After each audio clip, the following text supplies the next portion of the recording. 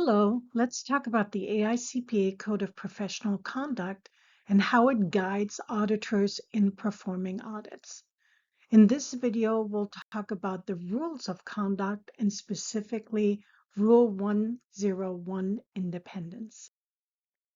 Different professional standards apply depending on whether the auditor is conducting a private company audit or a public company audit. Auditors who are conducting a private company audit must follow the audit standards of the Audit Standard Board ASB or generally accepted auditing standards, as well as the standards of professional conduct by the AICPA, as well as the Independent Standards Board. The public company audits follow the auditing standards by the PCAOB. These standards are actually very similar, with just a few notable exceptions related to the AICPA standards. Public company audits also follow the standards of professional conduct by the PCAOB, SEC, and ISB. The Independent Standards Board was a cooperative effort between the AICPA and the SEC. The board is now defunct, but the standards still apply. Our focus today is going to be the AICPA rules of conduct and specifically independence.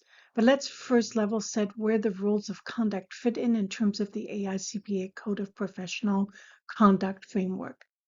The framework starts with 6 principles of professional conduct, which are responsibilities, the public interest, integrity, objectivity and independence, due care, and scope and nature of services.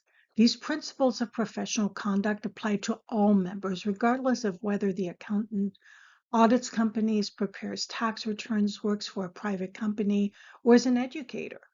These principles flow to the rules of conduct, and from the rules of conduct, we get more granular in terms of interpretation, as well as the rulings by the Professional Ethics Executive Committee. There are 11 rules of conduct, which are independence, integrity, and objectivity, general standards, compliance with standards, accounting standards, confidential client information, contingent fees, acts discreditable, advertising and other forms of solicitation, commission and referral fees, and form of organization and name. Today, we'll discuss Rule 101, independence.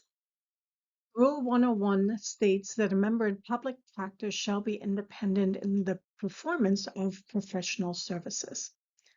However, not all CPA services require independence.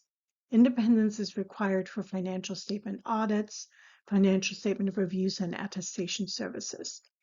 The interpretations for Rule 101 provide us with additional details that state that covered members must be independent. So what does that mean?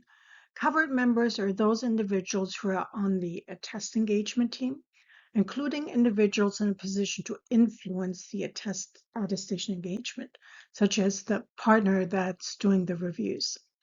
Covered members also include other people within the organization that are part of the process, although they're not necessarily in the day-to-day operations of the audit, such as a partner that provides non-attest services, or a partner that's in the same office as the lead attest engagement partner, the firm itself, and an entity whose operating, financial, or accounting policies can be controlled by any of the covered members or entities.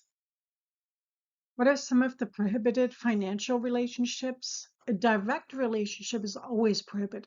For example, if the individual owns stock in the organization. A material indirect relationship is when the stock is owned through a mutual fund and the amount of stock within the mutual fund is material in relationship to the overall wealth of the covered member. There are certain exceptions, though. A covered member can have an automobile loan, as an example, or have a loan that is collateralized by a life insurance policy or cash deposits, and also have a credit card. As long as the balance drops below $10,000 at the end of each month, then this would be an exception related to a prohibited business relationship.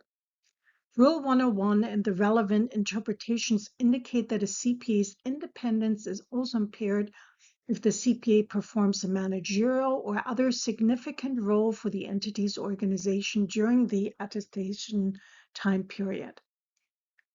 Interpretation 101-2 states that the firm's independence is impaired with respect to an entity if a partner or professional employee leaves the firm, is subsequently employed by or associated with an entity in a key position unless several conditions are met.